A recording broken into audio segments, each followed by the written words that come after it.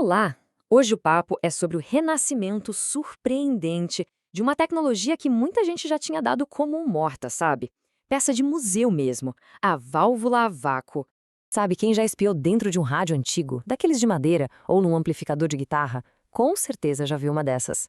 Aquela lâmpada de vidro brilhando é a válvula a vácuo. E olha, essa pecinha aí foi literalmente o coração de toda a revolução eletrônica do século XX. Pois é, aí fica interessante. Por que cientistas da NASA hoje estão quebrando a cabeça para trazer essa tecnologia de volta? E não é para qualquer coisa, não. É para o futuro das viagens espaciais. É uma reviravolta e tanto, né? Então, bora mergulhar nessa história para entender como isso é possível.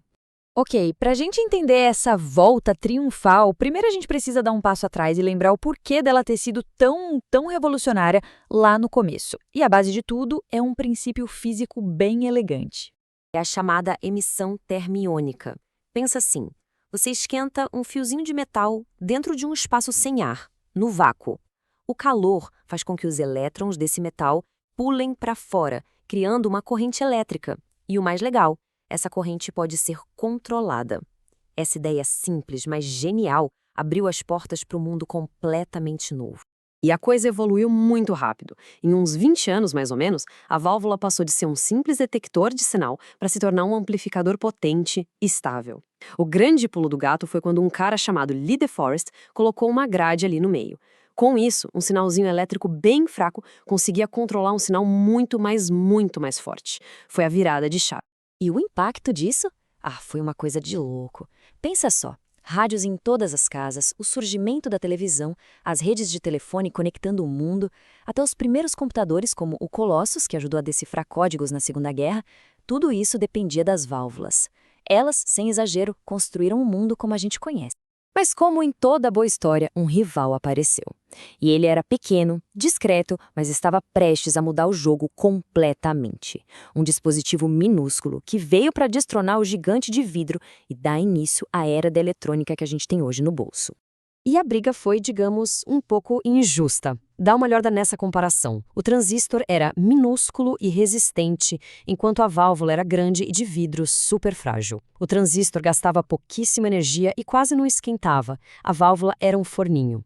E o principal, o transistor durava muito mais e era muito mais barato de produzir em massa. Não tinha nem o que pensar, né?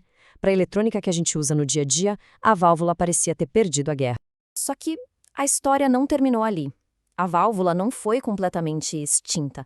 Ela meio que se escondeu, sabe? Encontrou uns cantinhos, uns nichos de mercado onde suas qualidades únicas ainda eram não só importantes, mas insubstituíveis. É isso, ela nunca foi embora de verdade. Ficou ali, meio que esperando a hora certa para voltar, porque ela tinha umas cartas na manga que o transistor simplesmente não conseguia copiar. Quem é músico, principalmente guitarrista, sabe do que eu tô falando. Aquele som quente, aquela distorção, é coisa de válvula. Audiófilos também amam.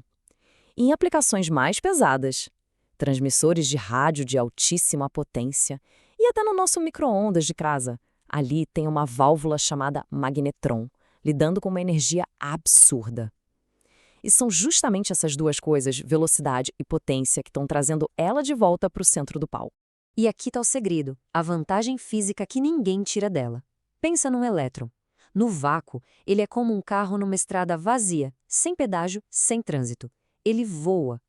Já num semicondutor, é como se ele tivesse que atravessar uma cidade lotada, batendo em um monte de átomos pelo caminho. Ele fica mais lento.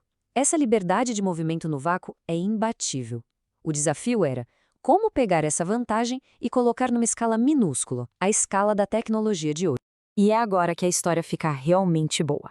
Porque os cientistas começaram a pensar, e se a gente pudesse juntar o melhor dos dois mundos?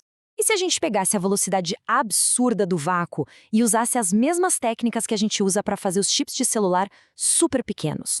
Basicamente, essa volta está rolando em dois campos de batalha. O primeiro, ambientes extremos super hostis, tipo o espaço sideral, e o segundo, em aplicações que precisam de uma quantidade cavalar de energia e que não podem se dar ao luxo de desperdiçar nada. E aí entra a grande sacada da NASA, o VFFT. É basicamente um transistor a vácuo. Eles pegaram o princípio da válvula antiga, mas em vez de um tubo de vidro gigante, eles construíram tudo em escala microscópica, com as mesmas máquinas que fazem os processadores dos nossos celulares. Então agora a gente tem um vãozinho minúsculo de vácuo, um canal por onde os elétrons dão um pulo de um lado para o outro. E quando eu falo minúsculo, é minúsculo de verdade. Esse espaço que os elétrons pulam tem só 50 nanômetros. Para ter uma ideia, pega um fio de cabelo, agora divide a espessura dele por 2000. É isso. É uma coisa de ficção científica, uma proeza de engenharia.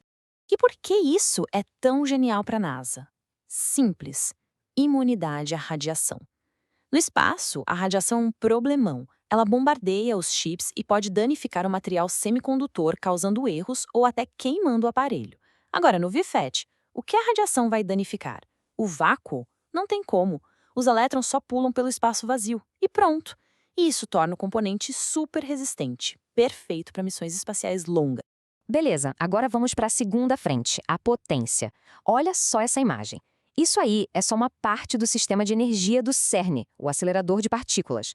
Para fazer aquilo funcionar, é preciso de megawatts de energia. A solução com transistores é juntar milhares e milhares deles. O resultado é esse monstro aí, um sistema gigantesco, super complexo e, o pior de tudo, que desperdiça muita energia.